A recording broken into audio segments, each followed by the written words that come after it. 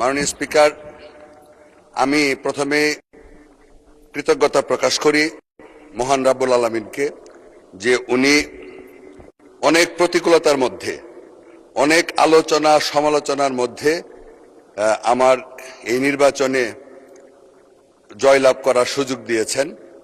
আমি প্রথমেই কৃতজ্ঞতা প্রকাশ করি আমাদের প্রিয় নেতা, আজকের মাননীয় প্রধানমন্ত্রী জনাব তারেক রহমান সাহেবকে।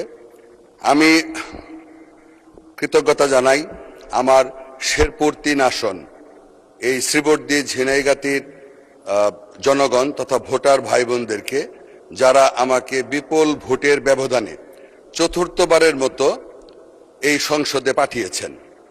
মাননীয় স্পিকার, আমার শেরপুর জেলাটা অত্যন্ত অবহেলিত। বিশেষ করে আমার আসনটি গারো পাহাড়ের পাদদেশে অবস্থিত।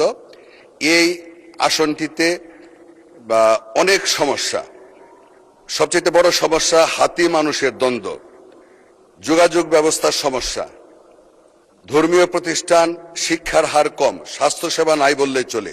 এই সমস্ত সমস্যাগুলি সমাধান করার জন্য আমি মাননীয় প্রধানমন্ত্রী এবং সেই সঙ্গে আমি মাননীয় মন্ত্রী পরিষদের সম্মানিত সদস্যবৃন্দের প্রতি অনুরোধ রাখব যেন আমার আসনটির প্রতি সুনজর রাখেন।